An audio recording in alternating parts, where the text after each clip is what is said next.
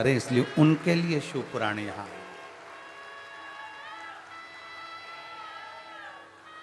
ये कथा उनके लिए आई है जो अपने गांव से बाहर निकलना, जिन्होंने कभी ट्रेन का साधन नहीं देखा, जिन्होंने कभी कोई बड़े शहर में जाने से भी भय लगता है। ये कथा उनके लिए आई है। और जितने टीवी चैनल के माध्यम से कथा सुन रहे हैं, जितने आस्था चैनल के माध्यम से कथा सुन रहे हैं, आप ये मानकर चलो इस कथा के यजमान आप सब हैं और पूरा ये धमतरी क्षेत्र है। केवल एक यजमान नहीं, इसके आप सब यजमान। इसलिए भाव से, दिल से कथा का तत्व ग्रहण करिए। पितृपक्ष को हम समझें।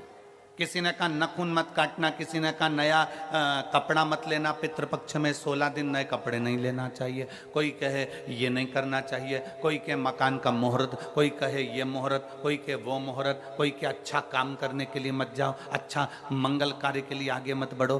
शिव महापुराण की कथा कहती है कि पितृ बुरे नहीं होते हैं।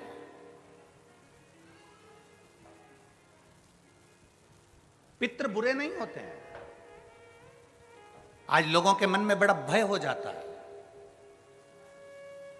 व्हाट्सएप खोलो, फेसबुक खोलो, तो ब्राह्मणों के लिए लोग कमेंट्स करना प्रारंभ कर देते हैं कि अब श्राद्ध पक्ष चालू हो गया, ब्राह्मण जीमने के लिए जाएंगे। कोई ब्राह्मण की तुलना कौवे से कर देता है, कोई कुछ कह देता है, कोई कुछ कह देता है। ना,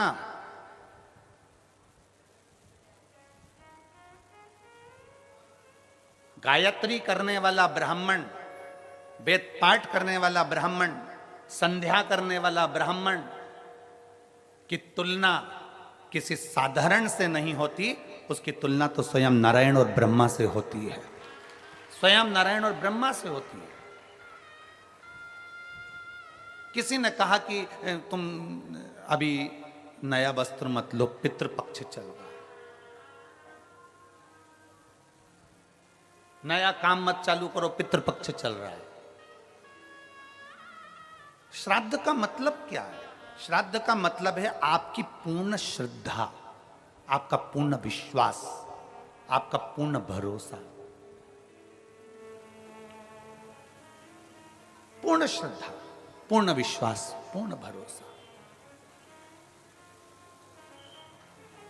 आप इतने सारी मात्रा में आए हो, लाखों की संख्या में, हजारों की संख्या में यहां पर पहुंचे हो। आप लोगों की श्रद्धा है तभी तो आप यहां पहुंचे हो। अगर श्रद्धा नहीं होती तो कोई अपना घर छोड़कर यहां इस वीराने में, इस जंगल में आकर बैठता?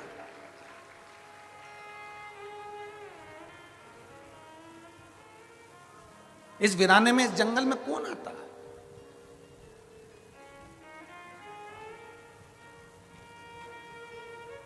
जब हम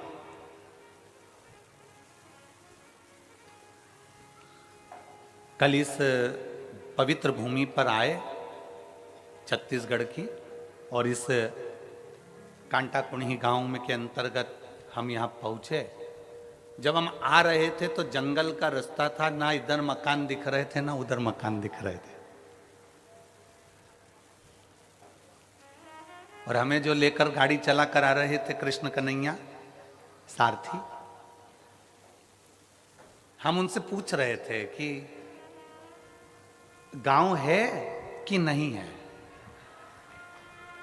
हम उनसे बात करते करते आ रहे थे, तो हमारे कृष्ण से, रथ चलाने वाले से हमने पूछा, हमारे सारथी से हमने पूछा कि गांव है कि नहीं है। कहा गुरुजी है।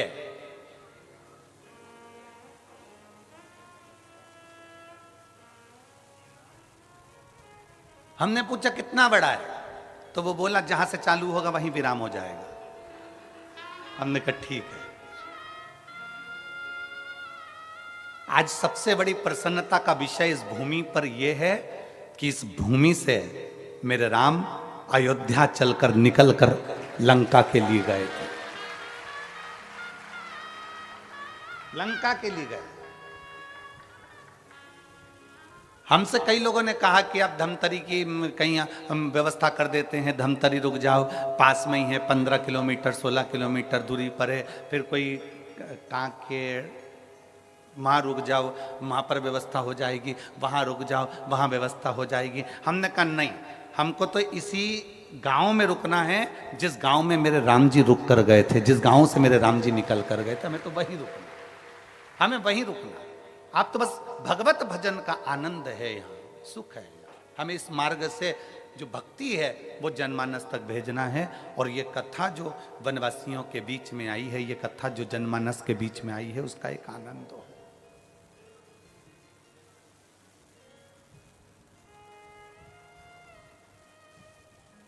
दोनों ओर कहीं मकान नहीं दिखे, चलते चलते चलते चलते जब जहाँ रुके थे, शायद सरपंच जी का घर है, शायद किनका घर है, जहाँ हम रुके हैं, तो वहाँ रुके। और रुकने के बाद में फिर स्मरण में आया तो हमने फिर उनसे पूछा,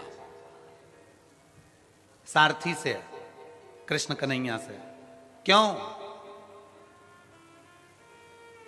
पूरा क्षेत्र जंगल का है,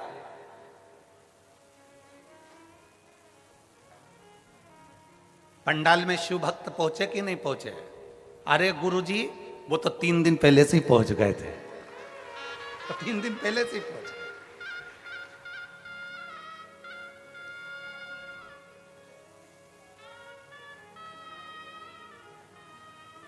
हमने कहा इतना जंगल क्षेत्र है, जीव जानवर, कहने गुरुजी 50-50 हिरण दौड़ते हुए आते हैं और पानी पीकर इसी क्षेत्र में वापस चले जाते हैं।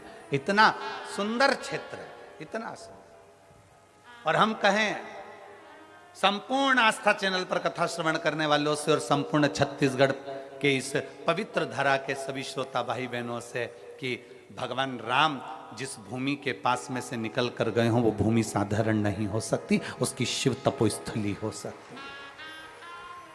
शिव तपोस्थली, जिस भूमि पर स्वयं शंकर बैठे हों, महानदी के तट पर मां आद्य शक्ति दुर्गा भवानी बैठी हो,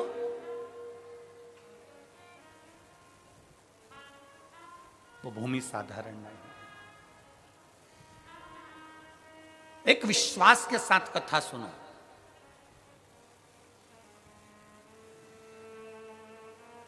जिस नदी को छत्तीसगढ़ की गंगा कहा जाता है, उस पवित्र नदी के तट पर आप और हम कथा सुन रहे हैं।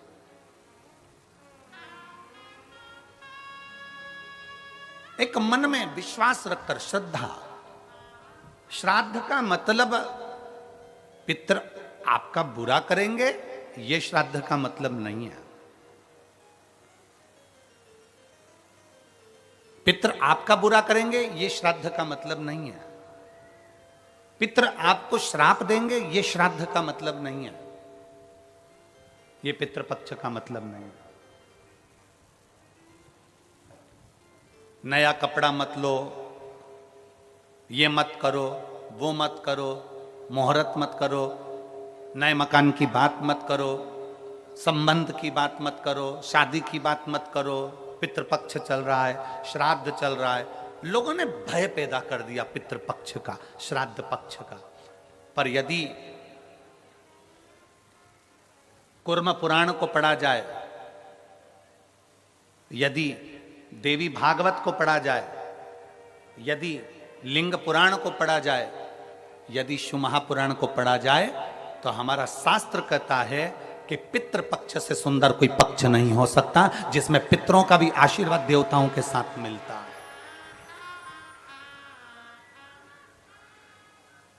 जिसमें देवता का तो आशीर्वाद मिलता ही है, पर देवताओं के साथ में पितरों का भी आशीर्वाद हमको प्राप्त होता है। पितरों का भी आशीर्वाद,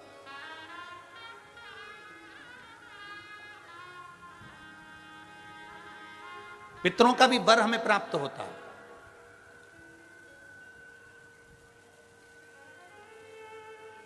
पितरों का भी आशीर्वाद हमें प्राप्त होता है। तो कौन कह दे कि ये पितृपक्ष बेकार होता है, ये श्राद्ध पक्ष बेकार होता है?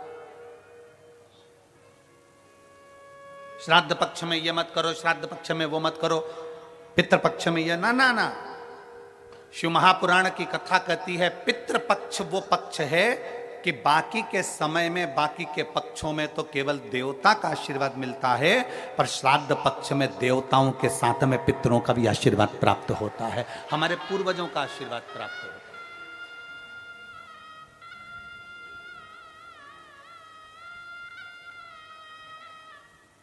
श्राद्ध का मतलब है श्रद्धा। आपकी श्रद्धा कितनी है? कितने लोग हैं यहां पर जो बैठे हैं जो शंकर जी के मंदिर में एक लोटा जल चढ़ाते? जरा हाथ उठाओ। सब चढ़ाते हो? रख लो, वापिस रखो, वापिस रखो। और कितने लोग हैं जिन्होंने अपनी अड़ोसन, पड़ोसन और पीछे वाली धड़ोसन, इन सबसे कहा कि एक लोटा जल चढ़ाया करो? वो हाथ उठाओ जरा, उठाओ जरा हाथ। हाँ ठीक है, रखो रखो। आप लोगों ने कभी तो कहा होगा अपनी पड़ोसन को, अपनी अड़ोसन को और पीछे वाली धड़ोसन को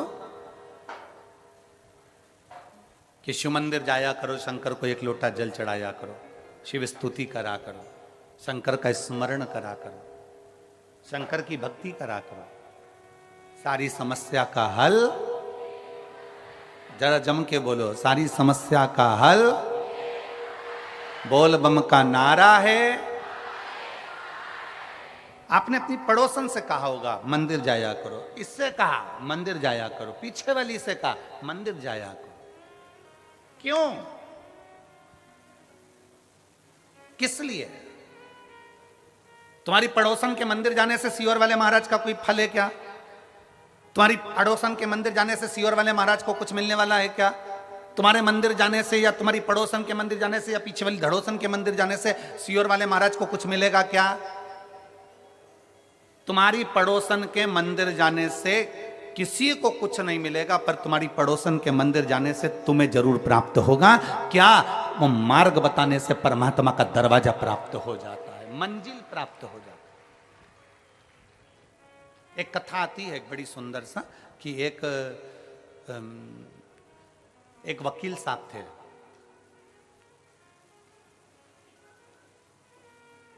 और वकील साहब, एक कथा आती है, एक वकील साहब थे और वकील साहब अदालत जाते और अपना केस लड़ते।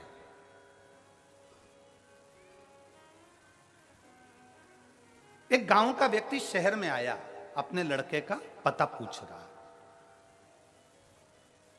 और गांव का व्यक्ति शहर में आया और अपने लड़के का पता पूछ रहा।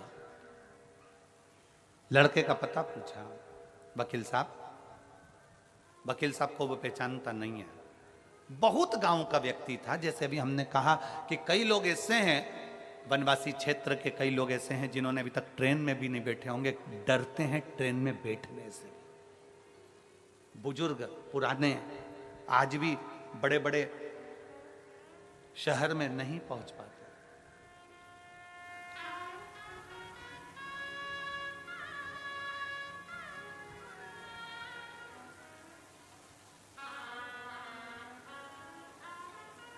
गांव का व्यक्ति था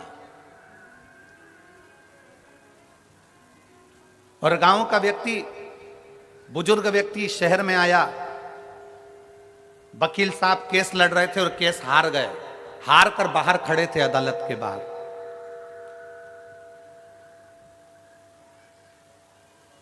और अदालत के बाहर वकील साहब खड़े हुए थे और इतने में वो गांव का व्यक्ति आया और उस गांव के व्यक्ति ने वकील साहब से पूछा, एक काले कोट वाले भैया, मेरा बेटा इस शहर में रहता है, उसका ये एड्रेस है, आप मुझे बता देंगे कहां रहता है?